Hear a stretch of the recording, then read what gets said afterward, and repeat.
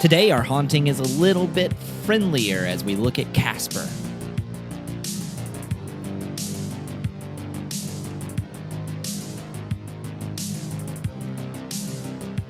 Hello, everybody. Happy spooky season, and welcome to Hold Up, the show where we dive inside your childhood nightmares, pull the movies from your past out to see if they truly hold up. And there's no better place I'd rather be holed up than right here with Kyle and a non-sarcastic Andrew. Even if you're a hostage and you're fending for your life? Because that's a situation right now. We'll save that one for Die Hard. We're not ever going to watch that movie because it's offensive. It is offensive, especially in this day and age. It's We offensive. watched Blank Check. There's nothing more offensive than Blank Check or Godzilla. I don't know. Die Hard's up there. That and any Kevin Spacey movie. And Ray Liotta movie. Are you just saying actors' names? Ray Liotta's brothers. This week we are tackling a childhood favorite of a lot of people out there. So this one's actually been requested, believe it or not. Did you know we have fans? Who There's requested no way it? we have fans. No, I'm just kidding. It was like our dads. Oh. Bad dads? Yeah. Oh, cool. Well, anyway, we tackled Casper this week. Kyle, again, I want you to describe your energy level as a form of a Halloween candy. We're about it's like when you're a week post Halloween, so like we're in November and you coming home from school and you just got off the bus and all you want is that like Milky Way and you have your heart set on the Milky Way, but your mom's hidden your candy so you don't eat it all at once. And you go to look for that Milky Way and there's no Milky Way, but what's left in its place are the hot tamales. And you have to make do. You have to make do. And you realize you never had a hot tamale and you realize what you're eating when you eat it. And it just kind of tastes like hot gum.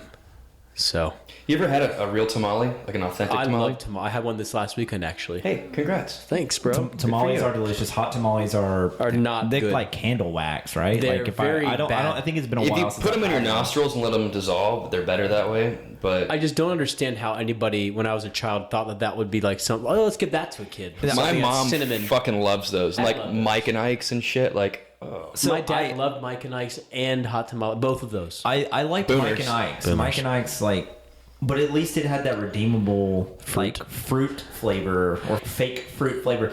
Hot tamales are just that nasty ass wax cinnamon. If someone solidified Fireball was gonna and say, left it in the sun for 3 days. Hey, I don't mind Fireball from time to time. I'm not going to knock it that much, but You lived in Nashville for a little Hell bit. yeah, You lived in baby. Nashville, Is you it have to from Nashville? Yeah. That's Yeah. so annoying. Cinnamon whiskey, baby. and that's when I was a freshman. That's when it started becoming like really popular. Everyone was shooting it back left and right. It was cheap. It was super cheap. Yeah. It still is kind of, but Yeah, I mean, there's a reason it's cheap, Yeah. but it's disgusting. Because of the asbestos. Well, Casper, it's Casper. time. What do we remember, Kyle? What do you remember about Casper? This was what, again, never saw it in theater. I was 5 when this came out. So this was, I had no way I was going to go see this in theaters. Again, my Aunt Linda, shout out to Aunt Linda. My Aunt Linda, who introduced me, my brother, to a lot of great movies. We watched this one at her house for one of those summer weekends. I remember it being like kind of funny, but not really, and sad. I remember just feeling overwhelmingly sad. Looking back on it, having watched it, it's not necessarily a sad movie. I kind of felt the same way. I remember a lot of fanfare with this one. I would have been 5 at the time as well, so we definitely, I don't think we would have went to theaters to see it. If we did, it would have been one of my first movies to see in theaters. But I do remember watching it a lot and having the VHS copy. And I loved it as like a kid, as like a Halloween movie. Like it was one of the first movies that I remember watching or seeing on TV a lot during Halloween, and it created that atmosphere of Halloween. So it felt like when I was watching Casper, it's like, oh, it's October. I felt like I was trick-or-treating and I could see the fall leaves. It was the perfect summary of a child's Halloween. I will say that one of the we'll get into this in a second. One of the opening scenes when they're in the classroom, it just took me right back to grade school. Very much quintessential. The Halloween decorations on the chalkboard and that like the drape they had up was very like mid 90s school. How was fall in Cincinnati? It's exactly like what it looks like in Casper. Okay. It's exactly what it looks like. Was it? But so like in Alabama, it was short lived. We got fall kind of late because it's kind of like like Atlanta. Here. It's like hotter longer, Much longer. So like fall started mid to late October and went Interesting. into November, and then we just kind of went straight into winter. We didn't really have much of, because like in Atlanta we don't have much of a fall. No, it goes right from summer into it's cold now. Yeah, but it never gets too cold either. So there's like another layer to that. Andrew can attest to this because it's very similar in Lexington. They're only about an hour and a half, 2 hours away from us, so it's pretty much the same. Where once September hits, the quality of light changes. The sun starts going down a little bit quicker. Yep. And it gets cold pretty quick. Cools off. What mid to late, like September 20th? It's like fall. It's definitely fall. This past weekend it was 55 at night and in the morning. Yep. It was insane. Andrew, what do you remember about Casper in your childhood? I remember it being in my Rolodex of things I watched frequently. It was this, Land Before Time, and Scooby-Doo. Scooby-Doo and this were the same genre. It's the same. Are we talking about the show, or are we actually talking about... No, the show, the original. Okay. Scooby-Doo, Where Are You? And Scooby-Doo and Friends. I thought we were talking about the Scooby-Doo the zombie movie. I like that one too, for sure. That was movie. probably a few years after this. Definitely. Because it came out in 95. I was only 3 years old, so I didn't watch it until I was probably 5 or 6. I remember having it in VHS copy, and it came in like a glow-in-the-dark case. It was a glow-in-the-dark, like, green case, and I always could see it in my parents' room sitting on the VHS shelf in the middle of the night because it had, attracted all that light, but it would glow. And I'll be honest, I don't remember, when I watched it last night, I didn't remember, like, jack shit. I was like, this doesn't look familiar to me at all. But I know that I watched it so many times as a kid. I guess I was just very, very young. So that's what's crazy to me. Me and Kyle talked about that on the way to record. I didn't remember anything from this movie until I started watching it. And then I started picking up on little bits and pieces here and there. I shouldn't say I don't remember everything. It's just... it's so fuzzy. But I agree. Going into it, I didn't remember anything. Yeah. And it was like crazy because it was a movie we watched a lot as kids, but I think this is one of those movies that we didn't watch as adults. Like once it reached a certain time period, like you're not watching certain things. You may watch certain children's movies for nostalgic purposes. Like a lot of people like go back and hit the high ones. Like they go watch Lion King or Aladdin, those type of Disney movies, but all these other ones just get lost in the shuffle. I don't know why Hocus Pocus keeps popping up there. Ugh. If Hocus Pocus is one of your favorite Halloween movies, I am...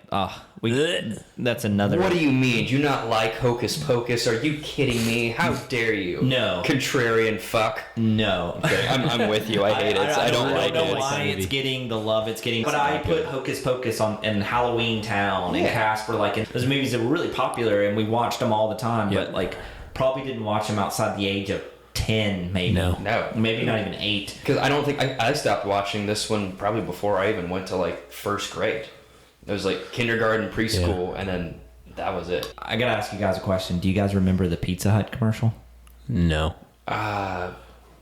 I think I do, actually. Did it have the 3 ghosts in it? But I don't know if you're placeboing me. I think if it had the 3 ghosts in it, I think I do remember. I don't remember the commercial itself, but I got it pulled up. We're going to try something new on Hold Up. I'm going to play the commercial from Pizza Hut, and we're going to watch it, and I'm going to see your reaction to it. I remember this a lot from Casper growing up. We'll see if we can pull it up here. Can you get a nice little ad? Yeah, we're going to get a 30-second ad here. Is this on YouTube? This is on YouTube. No, it's on X videos.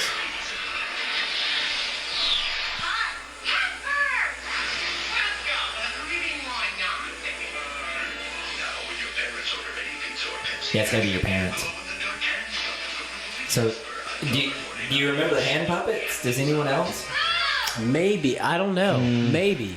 We didn't eat Pizza Hut a lot. So we didn't either, but I had 2 of the hand puppets. Because, I mean, look, they're $1.49, so it's like... So that's, what, $4 in today's money? They're 22, but they were... you would put them on, and, like, I had Casper and Fatso. Love these names. Yeah, Stinko. So I had the hand puppets, and they would glow in the dark, and they were just kind of fun to have. I kind of used them more as a decoration in my room. I didn't, like, put them on my hand and do stupid shit with them. What were they made out of? They were, like, thick plastic, like plastic rubber. They were very strange. It was a strange giveaway, and I don't know why Casper and Pizza Hut did this Yeah. whole. Why not? Also, that pizza that you just showed me on that looked truly horrifying. Hey. Like what a horrific like Halloween treat. Yeah, that was Disgusting. the veggie lovers pizza. No one was. But I love Shut the fuck up. I love veggie lovers. All right. I love the way they say when your parents order a pizza. Yeah, not Right. you. Yeah, we know you're too young to order a pizza, and then there's like a 17-year-old who's collecting Casper memorabilia. And this is gonna be worth so much one day. Yeah, he's got all of the hand puppets Meanwhile, he died of radiation poisoning from the hand from the puppets. hand puppets. Now I want pizza. Before we dive in, Andrew, do you have some of those sweet mojo numbers? that we're looking at? I've got them, baby. Are they very spooky this time of year? They're rotund. They're impressive. Hit us with it, or do you want us to guess? Like, I always like it when you guess. It's Okay. fun. So guess the budget to start things off. Now remember, It's gonna be a big budget. 'cause they made CGI. that set. CGI. So they And that made- set was really They made the impressive. set. There was a lot of practical effects. And there's a lot of CGI. Back in the day, it would cost a lot of money. So I'm gonna go ahead and say budget What? for this one. 15 million. 15. So, I'm laughing. It's in case funny. You can't tell. It's funny we talk about CGI in this because this movie actually used more CGI than Jurassic Park. That tracks. Yeah.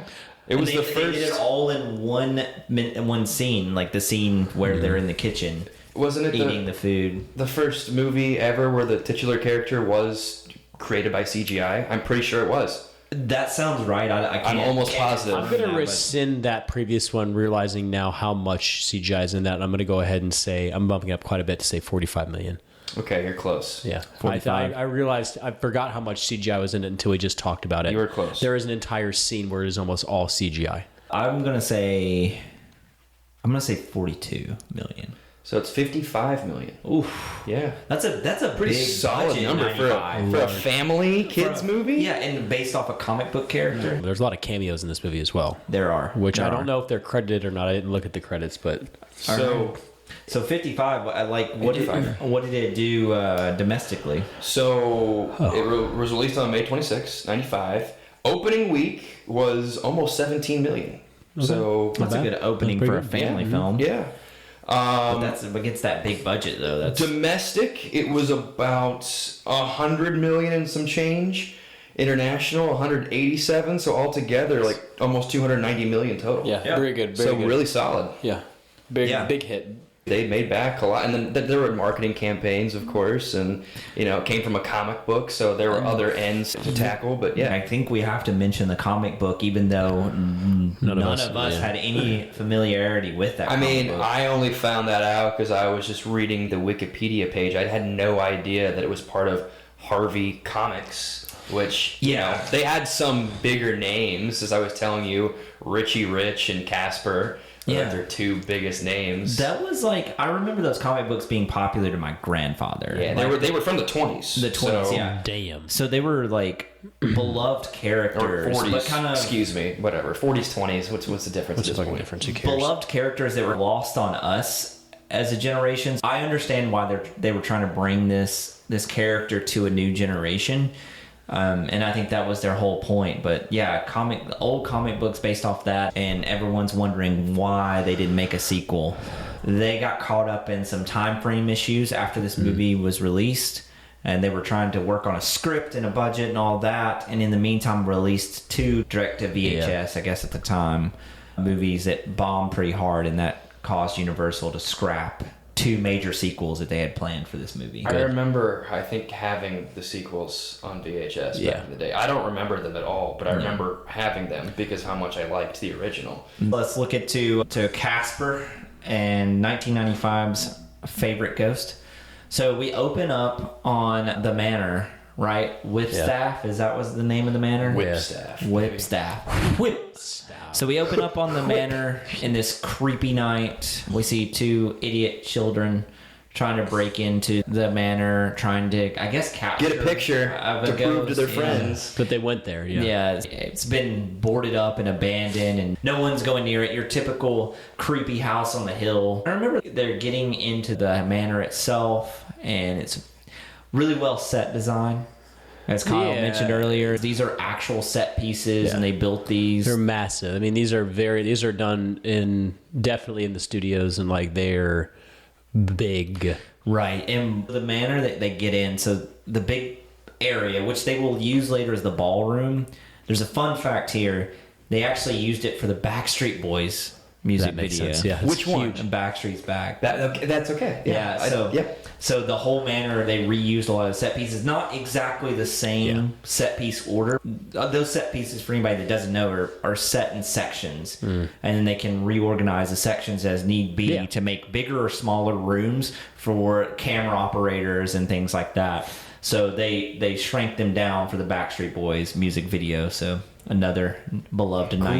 Cool factoid there. Yeah. So Andrew, who do these kids finally meet? They meet Casper, the friendly ghost. We meet our main character. Like they just get that right out of the way early. Yeah, he just kind of flies in. But that's like, because this is just not a horror movie. It's Right. It's a kids movie. Yeah. So we want to get the character introduced, and he's very friendly. very friendly, Very nice. You would say he's a friendly ghost, wouldn't you? You could say that. His effigy, his appearance is the most huggable, childlike doll thing that There's you could nothing ever. intimidating. Like, if I were to see that, I'd be like, He's the hey, definition. little guy. He's the definition of a child ghost. And he's got like a very spunky voice, and he tells the kids, "Hey, I'll grab your picture for you." Like, and, Yeah, he does. and he does, and it freaks the kids out because he's a ghost. And the kids run away. He looks a little sad because that's like all he wants is a friend. Yeah. He's lonely. And he's lonely. They're scared of this friendly little,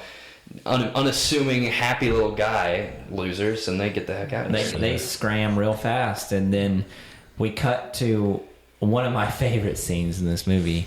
The beginning, yeah. We get Kerrigan. Lawyer. Is that her name? Kerrigan Crittenden. Kerrigan Crittenden. Cece is what we'll call it. with her lawyer Dibs, Dibs. who is a very famous, Eric Idle. Yep. very famous Monty Python. Yeah. Original. And he is Spamalot. He pretty much created Spamalot. He did with John Cleese, indeed. Yeah. he is hilarious Legend. in this movie too. He has incredible comedic timing in this movie. And he also has just that legendary comedic voice too. Like Kerrigan, like it's just You just know it. we establish Kerrigan. She's this demon woman who's also funny too, Yes, like for in sure. this weird villainous way. She Like reminds Cruella de Vil, in Yeah, a she sense, reminded. you know? I was gonna say she reminded me of like a Disney villain. Definitely over the Just top. just bad. Yeah. No redeeming quality about her. Nothing that she does Always in this movie. yelling. Yelling at all times, and like you just can't wait for her to die. Yeah, and you know it's coming, and Yeah, you it's just can't gonna wait. She's very loud, and we get a scene where Kerrigan's trying to win Ben Stein's money.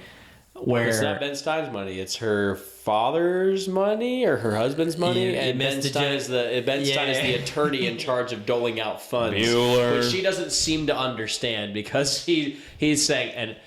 We have 13 million to the Dolphins fund. We have 1.5 to There's the like a Pumas wasp fund. fund. A wasps of Patagonia fund. There you go. And So and Kerrigan's getting the will, and was it her uncle? I think so. Somebody related to her. She was in the will. And Dibs is her dumbass Lawyer. Slash like weird friend slash maybe potential lover. Lover, maybe. She kisses him on the mouth once, and it was weird. So I think he wants to be a lover. He's a potential friend zone. She's lawyer manipulative guy. towards him. Absolutely. She uses him. So she's trying to see what her rich uncle has left her.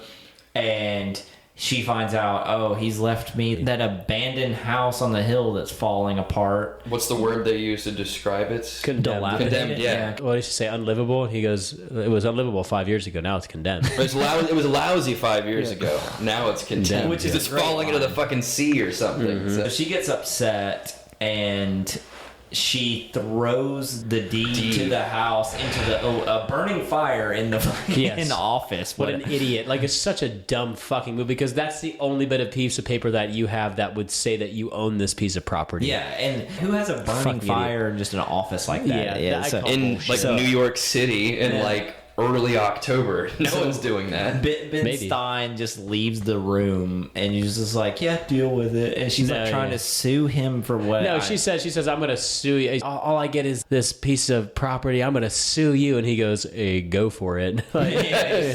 Dryly. You clearly don't understand how this works. I'm not on the hook for anything. Have a bunch of fun with that. Don't give a fuck. See He's ya. like, I gotta do 36 more of these today. Can you fuck off? And so she throws the deeds, and Dibs is like, "Car again," and he runs over and starts Just like burning that. his hands. Yes. I think I need a doctor. Yeah, and so he pulls the deed out and reads the back of it, and it's like a pirate. It looked like there was like some sort of like invisible ink that was brought to the forefront by the heat or whatever. So good thing she threw it in the fire. And it talks Great about writing. and lazy writing.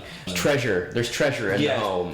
Well, they don't know for sure. They can read the word treasure, but the deed's completely burnt now. Like I think he starts hitting the deed to set, and it just crumbles. So they don't even have the deed anymore. No. So, but she's like excited now because she thinks there's buried treasure in this abandoned, condemned, dilapidated, unlivable All the above, house on the hill, basically. So this sets up our plot of her going to the house and trying to find the treasure. Yes. So in the meantime, while she is scurrying away, we're introduced to the President of the United States, Andrew. Bill Pullman.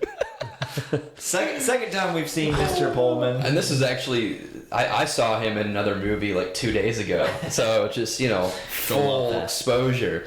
Yeah, good old Bill Pullman. And I don't know if you feel the same way, but I look at him as like this likable guy. Like He's very likable. he seems like the neighborhood dad that's Yes. always just got high C and fluffernutters. It's like his for all the dad kids was like to fluff. Mr. Rogers or something like Yeah. that. He's like his son. But secretly, there's like 3 bodies in his basement at any absolutely. given time. I don't get that vibe at all, but I'll let you. Well, that's why you would. That's why you wouldn't survive in the real world, Andrew, and we would, because we would do. Oh yeah, and you go play with him, have fun. We never see Andrew again. We just see his skin being worn by this man. I'm not really surviving. I'm just existing at this point in my life. I can tell. I can tell. So we get introduced to Bill Pullman in a weird way. So Kerrigan goes back to the house now, and she's trying to remodel the house and trying to basically dig up the treasure. And we now know multiple ghosts exist, so all the people are just running out screaming for their lives. And then we get the first scene that I remembered seeing as a kid that I didn't remember until I watched it, but the fucking priest that comes in. Oh, that's so funny. What accent did he have? I don't know. I think he was trying to do like an Italian redneck. It was great, definitely though. Italian, but also, was it Jersey? Was it New York? Or was it like off the boat? No, it wasn't off the boat.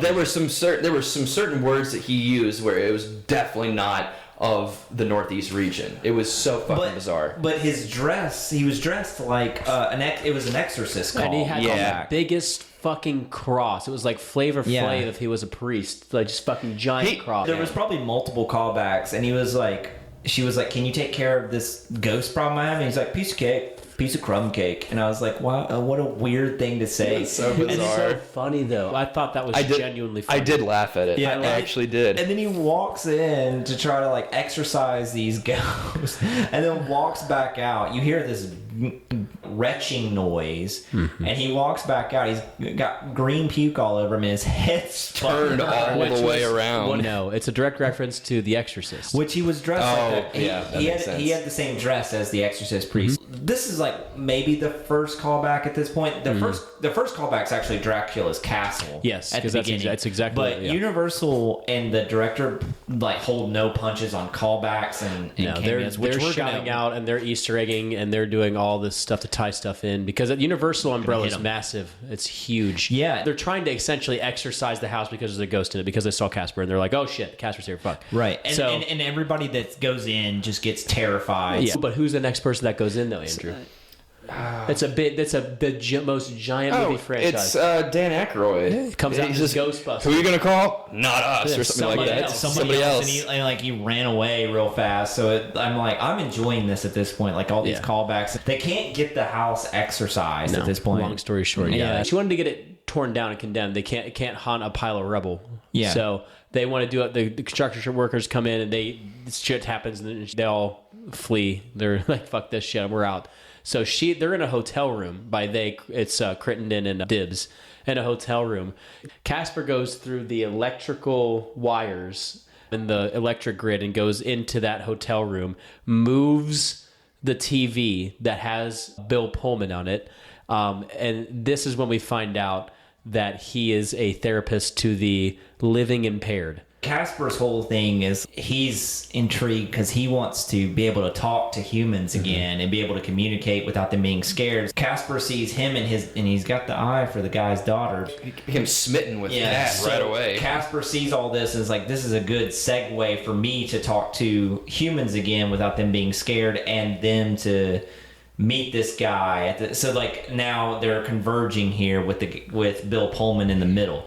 Long story short, Kerrigan calls him and he ends up taking the job with Christina Ricci, who ends up being his daughter in this movie. And you find out that Bill Pullman's wife had died and all he's been doing this entire time is following this path so he can reconnect with her. And it's torn him and his daughter's relationship apart. Because he's taken her out of multiple schools. Yep. They've moved, 10 different times, and it's a lot for a young.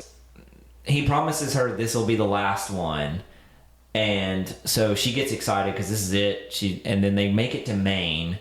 Friendship, Maine. The colors are gorgeous. And there's no friendship in Maine at all when they get there either. No, so everybody's a fucking prick. They arrive there, beautiful weather, looks great, and in the atmosphere. This is what I remember. This sets the atmosphere of Halloween. Brown, orange leaves everywhere. They're in the midst of Halloween. There's pumpkins everywhere, decorations all over the place. Very sleepy-ass town. They get there. They start unpacking. She meets Casper pretty quickly. Very quickly. And keep in mind, guys, we are 10 minutes maybe into this movie at this point. A lot happens in the first 10, 15 minutes of this so movie. we've already got our two main characters meeting each other. They're in the house. Bill Pullman goes off somewhere to find a room. She goes and looks for a room. She first walks into...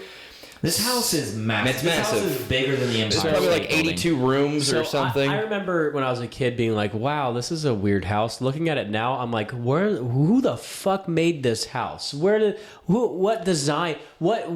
This house was designed as a Civil War hospital, probably. I don't even know. This is like Maine was so out of the way, though. I don't even know. This is like the Grand Masons decided to fuck everything they ever knew and then decided to make something akin to like Constantinople exorcism plot of land. It's fucking weird. You have 15 different families living in this house. It's weird. It really like... But when you're a kid, obviously, you don't really... No, and it looks like... the atmosphere that you get from that house is... It's a haunted house. Yeah, and they beat you over the head with that. It's Dracula's castle. It's Frankenstein's lair. It's like all this in one. It's essentially a castle. It's not a house. It's a castle. Yeah, and... So they're finding rooms left and right, and they're so calm about that being in there, even though he knows for a fact it's haunted, and she knows too. So, and Casper ends up creeping on her a little bit, and first she goes into the first room that she goes into. She sees the names scratched on the bedpost for Stinky, Fatso, and Slim. She walks out. She's like, "That's weird," and walks out and goes into another room and claims it as her own, and this is where she runs into our friend Casper, the friendly ghost. Yeah.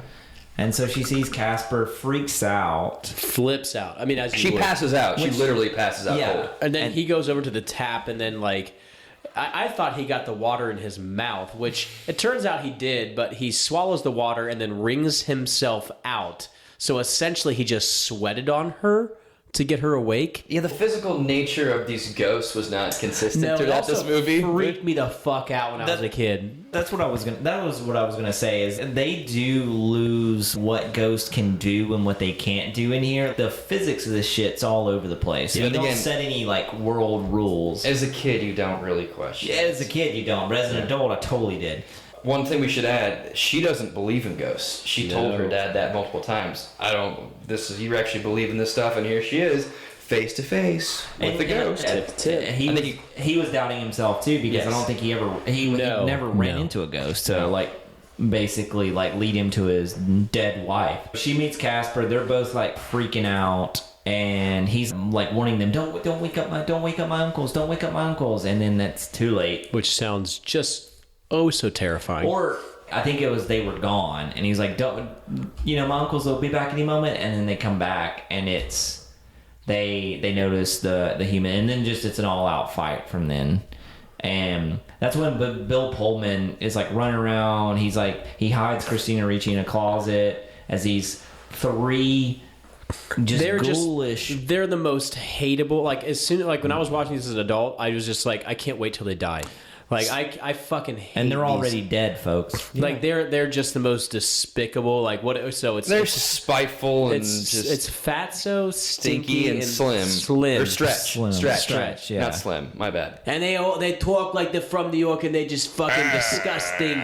And they treat Casper like fucking dog shit. Garbage. I really loathed them as a kid, and watching it as an adult, like I didn't know what they were trying to go for with these characters, but I fucking hated them. They're like Kerrigan. There is no redeemable quality to them at all, and at least at this point. Now they're in like this all-out like war with Bill Pullman. These ghosts teeter between being homicidal and comical to the point where like this whole scene, I can see where it worked out for a kids movie.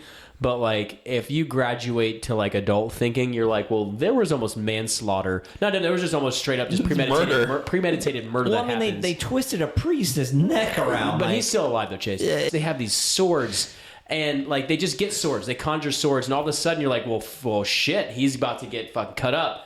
And it's comedy now. And then they all impale the swords into a door where Bill Pullman's on the other side. And then he opens up the door and with a plunger. And then they're like, well, now the real battle begins. I'm going to use an umbrella and a stick and a walking cane. I'm like, well, you could have decapitated him like 3 seconds ago. Yeah, if you wanted him his dead. face. If you wanted him dead, you could have had him dead. So and they could fly through walls. But then Bill Pullman can punch them. Right, exactly. But they don't when he's behind the door. They're semi-permeable pieces of... When they want to be. When they want to be plasma, yeah. Who the fuck even knows? So, like, that whole thing just pissed me off. I didn't really agree And then he sucked them into a vacuum. Yeah. And they couldn't escape that until they did. Well, Ghostbusters set that quality. Yeah. And, we have to go back to Ghostbusters on that. Which I'm sure most of the money was spent on scenes like that. Yeah, and that whole scene's like 5 minutes long. It's a long scene. It's just an all-out fight. Okay, so you said it would take long. There was one scene between Casper and, I know I'm deviating, but between Casper and Kat that took 8 months to create because of all the CGI and how intricate it was. So I would imagine that fight scene with Bill Pullman took a fucking long time too. Behind the scenes things, they used tennis balls to mark. I'm sure. Which is better than what Marvel's doing now. So there's at least that, but I can only imagine how intricate that CGI scene was. Especially during the time. Yeah, when they didn't have green screen. 95. It was probably 94, maybe late 93. No, they probably filmed that in 93. Yeah. Maybe before. Super impressive. And then there's a scene where Bill Pullman gets into the bathroom and like shuts the door and he's like freaking out a little bit. The ghost went into his mouth, all three of them. Yeah. Which, and then he looked in the mirror, and then he saw the three faces. Do you remember the faces? Yes, they basically get in his mouth, possess him, and it's all poltergeist at this point. Except it's a G-rated poltergeist because in that movie the guy claws his face off. At that point, you see what is it? It's it's Clint Eastwood, Rodney Dangerfield, Mel Gibson. Yep. Mel Gibson, and there was a fourth one. Supposed to be Steven Spielberg. It was supposed to be Steven Spielberg. That's hilarious. Well, this was produced by Steven Spielberg and Universal. Yep. So the Spielberg he wanted to make this into a movie. He was very drawn to the idea of Casper. I know that they cut that for time, but they already spent the budget on it, and it was a very expensive deleted scene. When Steven Spielberg, because he still got the money. Because there's a scene somewhere. There's a deleted scene where Steven Spielberg's in that mirror. There goes some of that budget right there. Yep. There goes a couple million of that budget. Yeah, right there in that one 10-second laugh. But I thought it was I liked it. But it wasn't anything. I didn't roll my eyes. I wasn't like, oh, that's fucking lame. We move on from there. The chase eventually dies down and they go to bed, but I don't remember what. Yeah, everything just kind of simmers. They go to sleep. They wake up in the morning. Casper makes breakfast for Kat, and there's that whole scene with them, and he has these contraptions to make breakfast, makes them this really beautiful breakfast. Then the ghosts, the three uncles come out, And Why are you making breakfast for them before us? And now everybody Make me is my cordial. meal. Yeah. Maybe not like nice to each other, but they're cordial. They're all having gonna- conversations with each other, and not they're trying to actually kill each gonna- other. And which is very. I was like 0 to 60 here, and then back to 0 yeah. Just again. complete 180 turn. And then in this scene, the ghosts start eating, and their food's just dumping on the floor, Which was disgusting. oh, it was Also, vile. made What it- is with it made me want 90s Pizza movies Hut. and making this shit so disgusting? The adult brain was like, why are you trying to make ghosts eat? Like, what's the point? I guess and- when you're a kid, you don't think much on it, but And then Casper's cleaning it up. When I was watching this, I was like, we don't really need that. And there's no exposition going on here. They're just kind of bickering a little bit. And then Bill Pullman pulls the shade for the light to come that's in. what it was. And then the they sunlight pretend melts to them. melt. Like, and I was like, what were you thinking? These course. are ghosts, not vampires, you idiot. Yes. But that's the thing that they have in between all of these. They fuck up their shit because they conflate ghosts with vampires, and I'm like, what the fuck? Like at one point, he's like, what does he have that I doesn't have? Like a flesh? And she goes, well, let's start with a reflection. I'm like, so is he gonna suck her blood and turn her into a vampire's white? Like what the fuck But is this? again, as a kid, you're not really. No, you're not thinking you don't of it. think about any of that. But again, we're referencing it now as adults. Like that's what this podcast is made on. Of We're course. going with an adult brain now, Of and course. as an adult brain, it's unraveling pretty quickly. Yes, we should point this out. And then she ends up just going, okay, well everything's fine, and she goes to school. And Casper Bill follows her. Pullman's like, okay, he makes a deal with the three uncles. I'll get this bitch off your back. In exchange, you help me find my wife. Because they find out I don't know how they found out. I can't remember. It doesn't matter. He starts talking to him. He just Yeah. starts literally, can you communicate with I must others? have checked out there. But they end up finding out his wife is dead. You can tell that they're doing something devious, but they're like, we'll help you talk to her. They even make a joke, like Fatso pretends to be his wife at one point, He which gets is dressed up in like a red dress and puts like lipstick and a blonde it's a wig Marilyn on. Monroe reference. Exactly. So he dresses up like his wife, makes fun of him, just cringe scene now. And then Bill's like, "Oh, you guys. Yeah. We'll get to the bottom of this later." So from going from murdering to like, oh, now we're just a bunch of ragtag friends right now that They're- aren't really friends. They're Well, kind of sociopaths. yeah, they're all sociopaths. So Christina Ricci goes to school, and probably the worst school in Yeah. the entire country. They get into this classroom, and the teacher immediately is like, couple announcements for you guys. The asbestos removal in the gym is taking longer than expected, so we're going to have to move the Halloween dance by. That was funny to me because we literally had to redo our Yeah. school church basement because of Asbestos. asbestos Yeah. when I was in the That- second and third that grade. was a big thing in the 90s. 'Cause Yes. That's when that stuff started Happened coming everywhere. out. So, but I do love them taking a shot there. That was for the adults that had to sure. go with their kids to that movie. But like this fucking teacher's like, he's like, so it's gonna get moved back, and the fucking chotch bitch, she gets up out of her fucking. I wanted her to die right away. Immediately, She I was was a like, put her with the fucking uncles, like bitch. just fucking push her out in traffic, get rid of her. Go drown her in the ocean. So And then her boyfriend Vic or whatever, yeah, fucking who idiot. tries to swindle cats But, and like, they're- get on her good side. This kid just pops up in class and goes, well, my parents have the boathouse finished, so we'll just have it there. And the teacher goes, yeah, okay. Yeah. Like, why the fuck is... So she just makes a... Is this one classroom in the entire school? Yeah, What and- the fuck? What's happening and here? it's a big school when they show it from Yeah. like the outside. So it's like I was like, you don't have permission to just offer up like anyone's home, you dumb fuck. This is how I know I'm getting older, because I'm like, that's tripping me up. Like, what is this teacher doing? I don't trust this fucking teacher. Yeah, he's not even a teacher. He just broke in. broke in. That's cool. 90s Hollywood. That's But- exact. But like, it was crazy because, and then the next thing I know is like, then Christina Ricci is like getting made fun of, and the teacher sees that, and he's like, well, why don't you get up in front of the class? How does and- he introduce her? He says her name. He says her last name first. Harvey. Harvey Kathleen or Harvey Cat or something like that. Or Harvey Kathleen, and then everyone's like, he said her last name first. Well, why would you introduce like a 12-year-old like that? Just say the name. Or just be like, which goes back to our point. This guy's not a real teacher. No, he's broke not. in. He just broke in to teach these children, and no one knows what he's going to do with them. Then she's like, everyone's making fun of her until she says, "Oh, I live in the dilapidated, condemned manor on the hill that everyone's scared to go to." And they're like, "You live there?" And one of the kids in the back's like, "Excuse me, Mister Whatever. I don't know your last name because you're just new here today." He's like, "What if we had the Halloween dance at her place?" And then Miss Little Bitch is like, "But I said we wanted to have it at the boathouse." And they're like, "No one cares about your boathouse." And the teacher was like, "We didn't vote on that, you bitch. but Sit he the fuck also down." just acquiesces and says, "Yeah, we're gonna have the party No, there." he offers a vote, so he's like at least trying to be. Like, They didn't even ask Kat though, and they kind of did, but not And really. he was just like, "All right, we're gonna have it in the haunted hedge, and we're gonna have it there." That part doesn't fucking hold up, and it pisses me off.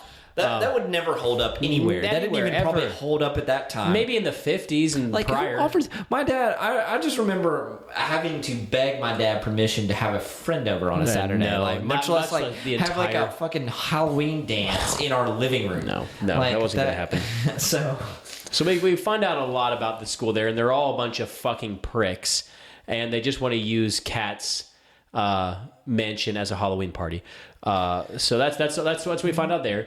But Casper ties all their fucking shoes together. he first of all he stalks her there, and then ties was all their great. fucking shoes together. I So they appreciate stand that. up, they all fall. they I all thought get that was fucking concussions. awesome. Casper's also stalking this girl too, which is another Very point. much He's so. obsessed. He's obsessed, and it's getting weird. It's getting weird as the movie goes along. It's not a friendship anymore. So nothing really happens at this point. So, and in the meantime, Bill Pullman's like tied up with the three fucking trying to evil uncles, trying wrestle to their figure it out. demons. Yeah, they're going through it, and the next thing I remember at this point is I do remember Christina Ricci's character getting taken to the basement, a la the Haunted Mansion style. Yes. And which is again another call, which Universal calling to Disney is Weird. always a mind fuck Well, for they me. know where they stand. Yeah. I mean, we love Universal, but like who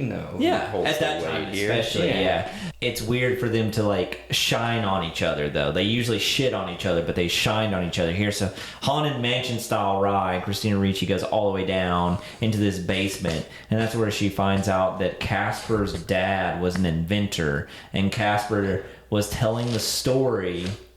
I guess she found his room first. She found his room first because Yeah. he took her out to like the lighthouse, and they had the view or whatever, and then they stumbled upon the room with all the toys.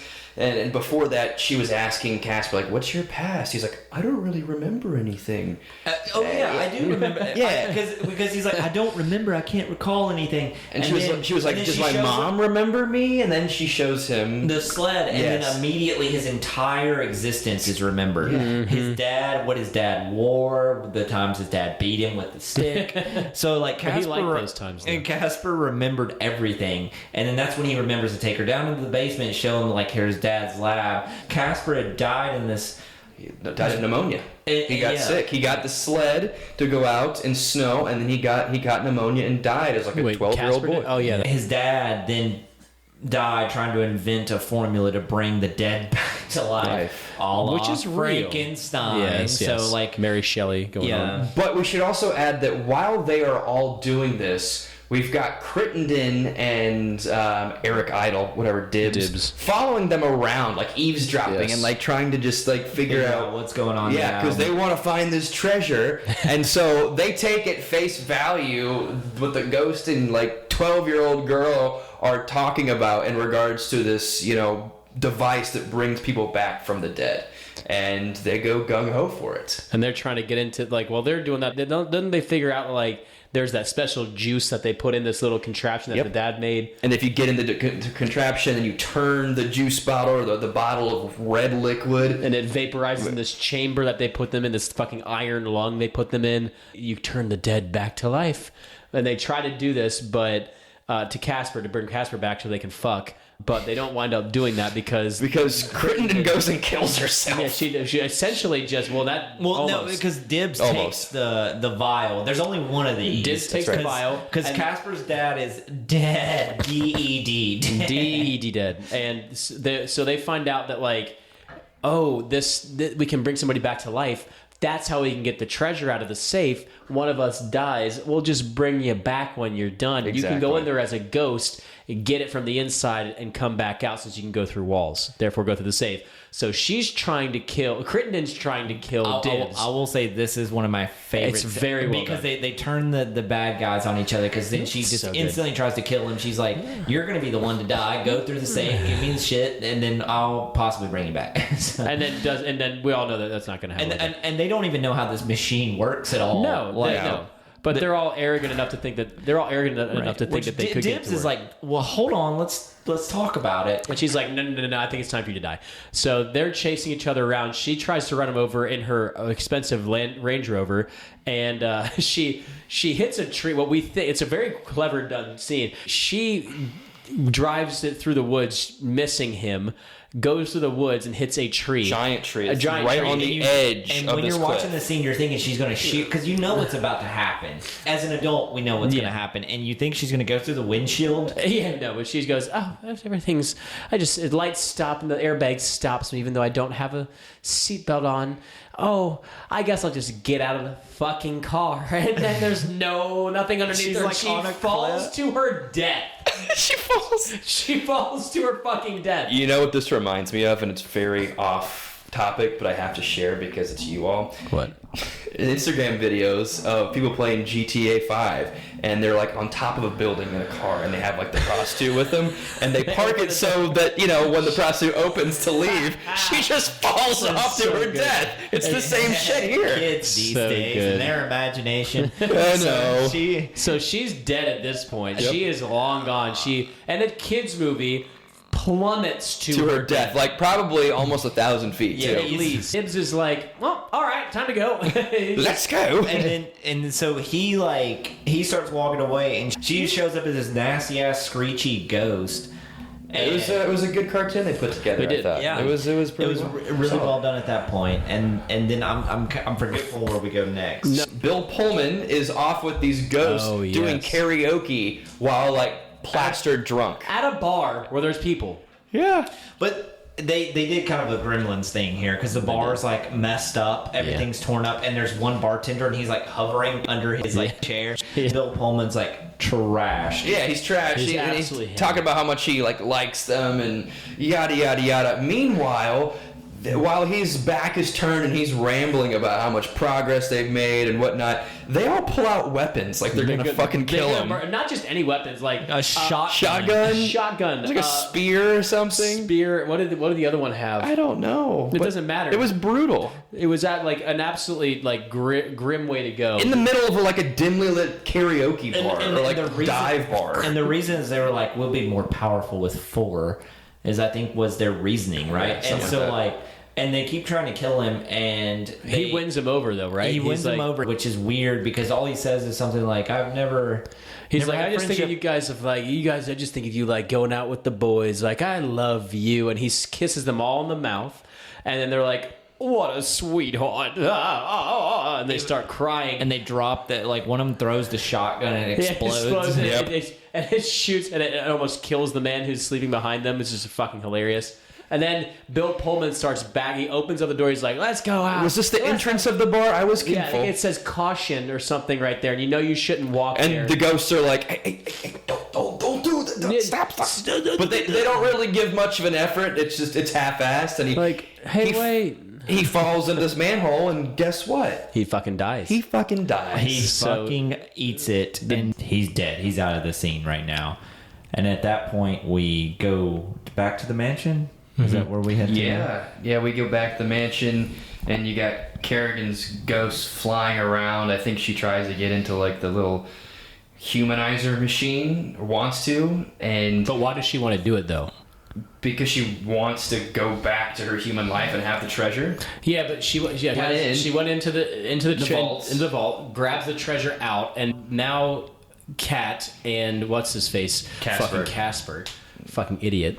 So Cat and Casper is now going to trick her into killing herself. Or essentially. just like ending her afterlife. Yes, because they ask her a series of questions like, why do you have this? Or what does this mean? You can't do this. What else do you need? I don't need anything else. I have everything. Everything's perfect. My plans come together. And then at that point, light starts bursting from her chest. And then we come to find out that her time has come because she has finished all of her business. Because remember, in this world, spirits are just souls that have unfinished business. Yeah, and he makes mention of that multiple times. Dr. Harvey says, like, oh yeah, spirits are just traveling this world, just looking for something to do. And once they've finished all their little tasks, they're gone. And Casper has one-upped Kerrigan. They out-chessed her. She was kind of a dumb broad. She was fucking stupid. She was an Yeah, she idiot. was playing But Uno with checker pieces. before she went away, she fucking yeeted Dibs out that window. She did. She killed him before she went away. Kicked him through the window. He went hundreds of yards. As she's bursting, like, the vial of, like, human serum, whatever we're calling The that red stuff. syrup. Yeah, the Red red syrup. syrup. Red syrup. I think they have that at Waffle House now. They do. It's like a limited time offer. They better have it there. I'm not going back. It flew in the air, and was it Christina Ricci's character? Yeah, that she caught it? catches- so- It was a really dramatic little segment they had there. You thought I was going to hit the ground and everything slowed down, and then she just leapt for it and beautifully There it caught is. it in her hands. It's Yeah. fine. It's perfect. And as she's doing that, the treasure chest hits the ground. The lock pops off. Yeah. And it's a fucking, like, baseball It's a baseball glove and a baseball. signed by Some Dodger. Jackie Yeah. Robinson. No, shut the fuck Casper- up. It's not Johnny. He It didn't was say some no. made-up Brooklyn Dodgers player. It like, was. you might as well just be like Tom Snow or something Yeah, like some- that. It was Idiot. like Bucky Rogers. Actually, it wasn't Bucky Rogers. Bucky that's Rogers. That's That's fucking Captain America. Get out of isn't here. it? We're not doing anything with Marvel. So shut It the was fuck kind up. of funny though, because like at that point, because Casper runs over to the treasure chest, and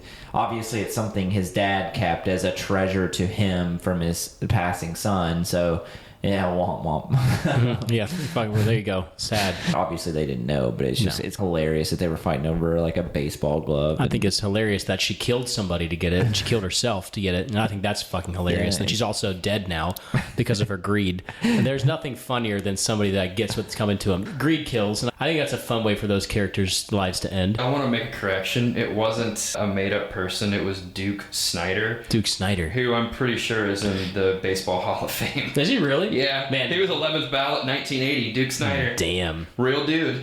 So he signed Casper's baseball. Wow. Definitely happened for real. For Oh, real. and Nice little reference there. Essentially. And at this point, who enters the scene but the three ghosts?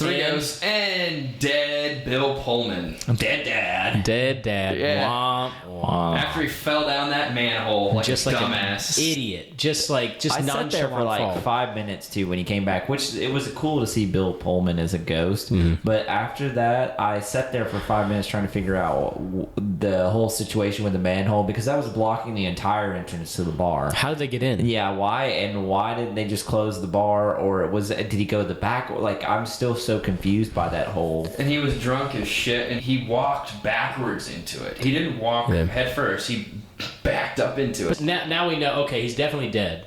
And Kat has this whole moment, my dad's dead. Dad, do you remember me? Oh, he doesn't remember. He doesn't remember. And then they did a little pinky shake. swear. And then he's like, oh. What have I done? Cat. I remember. Oh. And instead of Casper getting to become a real person, And we wait, now have to correct this stupid father falling down a hole because he was a drunkard. I want to correct that. It really wasn't like they were making you feel like he's made this giant mistake. And honestly, it seemed like he hadn't gotten drunk since college.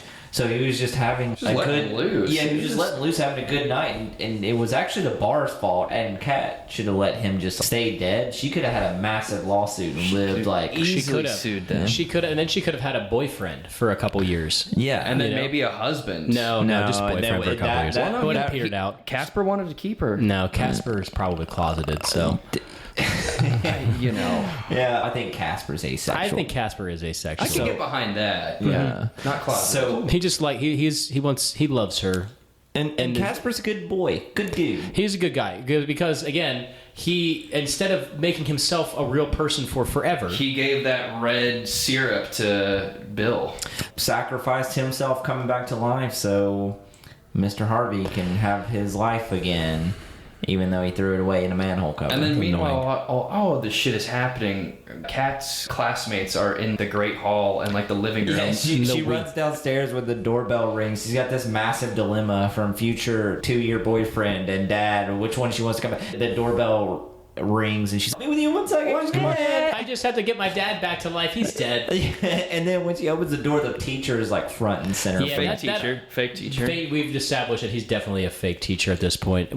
I don't appreciate him. He weirds me the fuck out. He's like texting students being like, what are you guys doing this weekend? Yeah, does anybody need beer?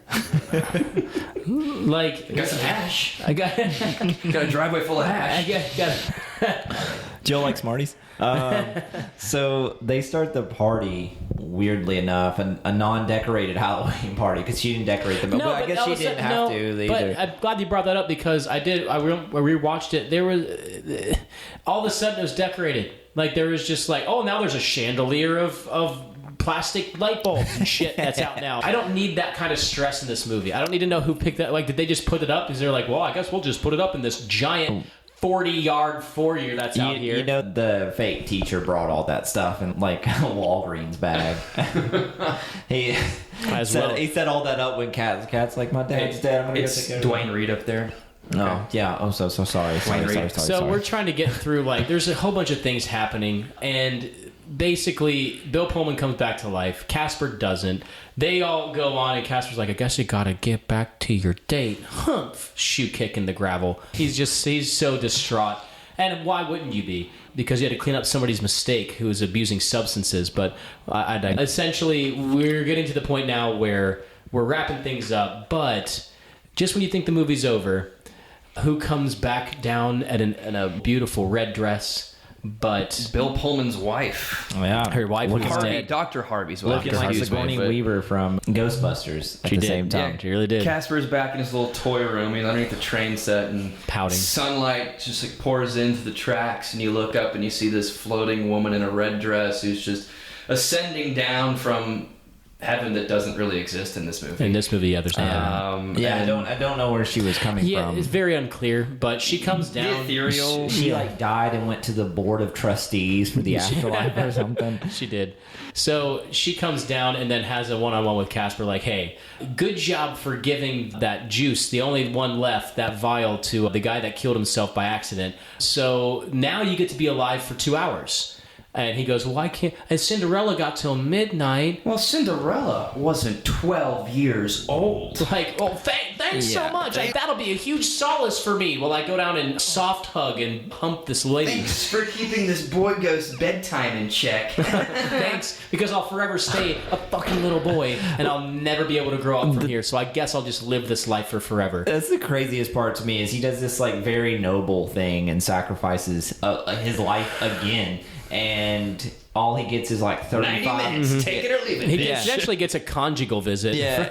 Just go out and have a bunch of fun. He gets to like slow dance for what seemed like a one Prince song. I think it was more like 5 minutes in this movie. Maybe 15. Maybe 15. So Casper goes down the stairs, and Christina Ricci is like been shown up by the other guy that been like, it's not even a plot point even worth hitting at this point. Vic. So Vic, yeah, and so she's all bummed out at the party because now she doesn't have a date anymore. Casper's there for 5 minutes. She doesn't really know it's him. She just sees this stereotypical Jonathan Taylor Thomas looking 90s boy. Blonde. Blonde, like curtain hair. Comes downstairs, and he just automatically starts dancing with her. And she doesn't know who he is at this point. Until he says the line, "Can I keep you?"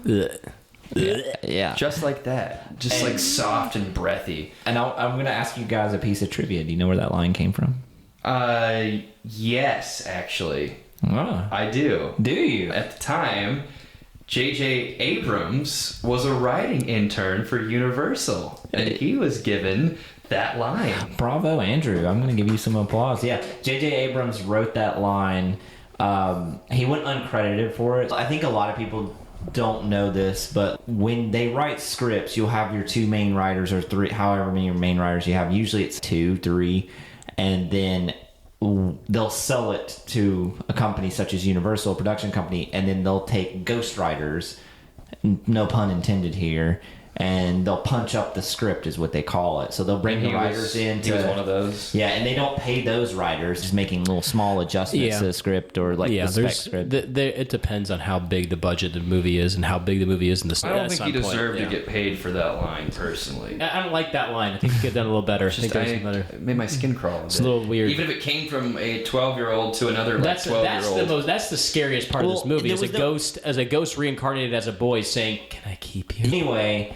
They start kissing at that point because They didn't kiss. It wasn't kiss at all. kissing. It was just a little peck. Yeah, I don't even remember a peck. I think they just got cheek to cheek. And they started levitating. The ones on your face, not the other ones. No, they definitely kissed, but it wasn't like a makeout sesh. It was like a long embrace. And while they were embracing, they started levitating off the ground, like Chris Angel and Mind Freak. And all the students and the fake teacher were standing there with their jaws dropped, like, "Holy shit! I can't believe what I'm seeing." And this house that we purportedly is haunted. We can't believe what we're seeing right now. We should talk about this because it is happening prior. Dr. Bill Pullman's up on the staircase at the top, and while all this is happening, who comes and visits him? His wife. Yeah, we can't forget this. And his wife does say, yeah, they kept their promise. The 3 sleazebag ghosts kept their promise. Casper downstairs turns back into a ghost. Everybody freaks the fuck out. Going ass over tea kettle and they stampede the fuck out of there. And then that's essentially the end of the movie because we get the 3 sleazebag ghosts come out and they start singing, "Casper, the friendly ghost, the friendliest ghost you know." And then that's that. Was great. That was really good. Yeah, That's that all was there better is. than the actual song. Better than those fuckers. Because those 6 start having their own Halloween dance party. Yeah. Casper, Cat, Bill and then Pullman, the and 3 the 3 assholes fucks. who are now a band dressed like Prince. Yep. Yeah, just something annoying. It's just They were just so kinda inconsistent, those 3. Just really annoying. And then it just kind of ends like a fart in the wind, right? Like it just kind of. I mean, like if again, we have to look at this as adults, and if we're looking at it as an adult, yeah, it's a wet fart to end things off. It's not even exciting as that. It's just kind of like it's fine. You can't even hear the fart, but you can smell it, and it's just kind of like a pithy. Bleh. But like for an ending for a movie for a kid. What great, hilarious. Your 5-year-old self's not going to question it. And it wrapped it up pretty quickly, I guess, for a kid's attention span. Because I was digging the whole Kerrigan into a ghost, her fight with Dibbs, and then even Bill Pullman in the bar becoming a ghost, and like that whole scene, and then it just all that wraps up, and you still got 10 more minutes of just. Yeah, it didn't need to be that. We really could have shortened a lot of that up. It seems like a lot got cut out of this movie. It seems like they cobbled things together. Man, it was only an hour and 40, so they really it could have been an hour and 30. An hour and 40 is a long. It's a long kids movie. It's a long attention span. But again, for the 90s, yeah. A lot of this stuff was like we talked about. A lot of this stuff is the new technology they were showcasing, and we have to showcase this with long scenes that we have that took I'm sure forever to shoot. And that's it. That's Casper. That's Casper and the friendly ghost. Well, Kyle, let's start with you. Overall, do you feel like it holds up? Yeah, as a baseline, of course it does. It's a very prolific movie for its time, and you always have to take that into consideration. And we're going to be talking about this a lot when we talk about horror movies, because some horror movies, some people would say, do not hold up. This is not a horror movie, but it is for a kid. It's got some darker elements to it. There's a little dark side. It deals with loss. It does deal with loss. With like a heavy tone. With loss, with love. We can't look at this and look at it too much through an adult lens, because that's not who it was made for. Right. And we do have to tear it apart like we do with everything else. It is our job. So I do say it definitely held up. A bad movie? No. Good movie? No. And I think for kids, I think this is a great movie or a great way to broach the subject of loss, of afterlife, of, like you said, Andrew, of love and what that actually is. And I think it helps that this was written by women, essentially. One man, two women. Yeah. The man's perspective doesn't come into this. There's no hypersexualization of anybody. And I'm sure the creepy teacher was written by the man. Probably. And hopefully. I think the perspective really helps and lends itself to being like, They don't talk about religion at all, which I think that's a hard thing to do with this kind of stuff. I mean, a lot of the horror movies that we all love, religion is a front and center of it. And I think this is an accessible movie to a lot of different people.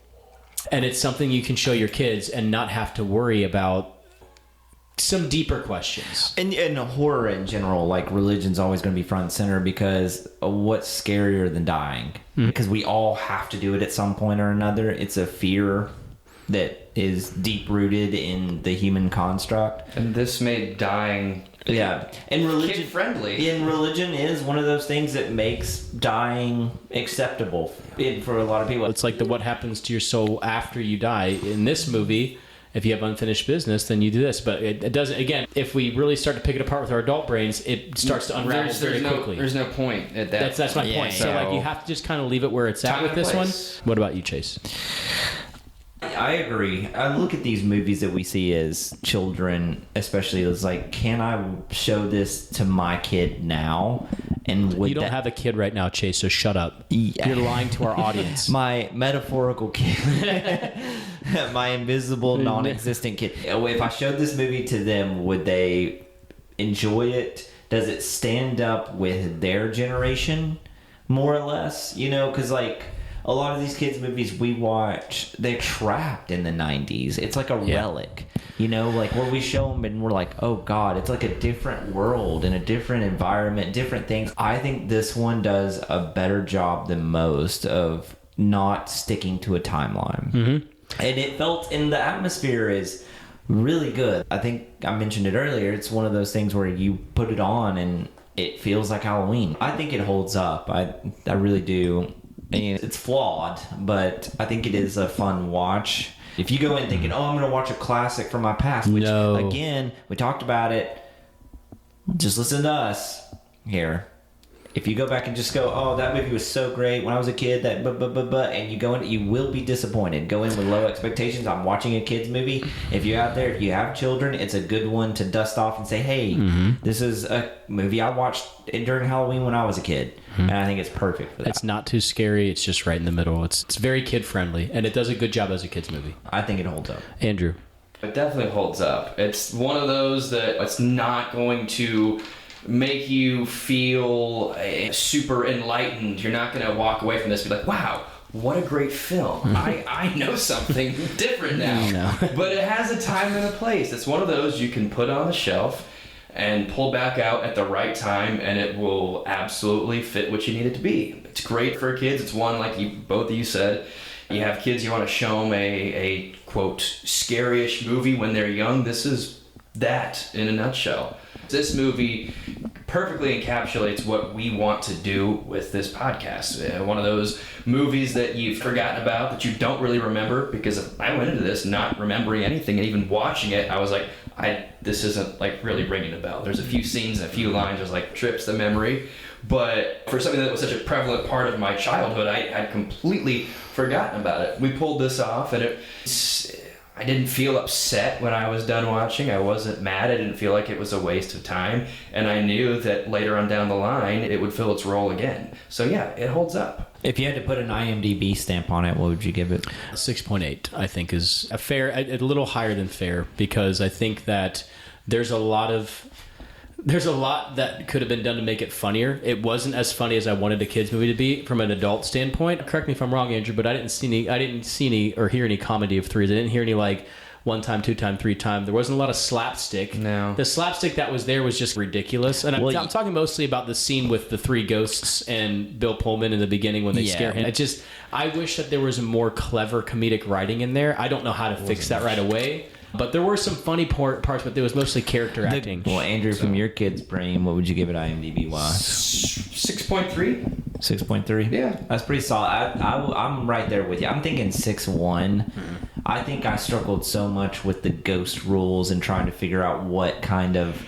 Yeah. That I was like, even for a kid, I think I know a kid that's old enough is gonna be like, oh, what the hell's going on here? I mean, there's a stark difference between low 6s and like a 6'7" or 6'8". So I feel like 6'1", 6'3" is more than fair. Yeah. You know? Mm-hmm. It's definitely a passing grade. Yeah. Yeah, definitely. Like I in 6'1" for me is like, oh, that was fun. That was fun to go down. I'm not gonna probably do that one again. Probably not, but if I did have to, it's not the end of the world. Right. It's not When the time is Batman right. Robin. When the time is yeah. right. Yeah, it's blank check. Yeah. Do you know the actual IMDb score? Yeah, it is 6.2. Oh, split the difference between us. Yeah, we were all pretty Close. fucking close there. That probably means this movie did not hit a nostalgia bump.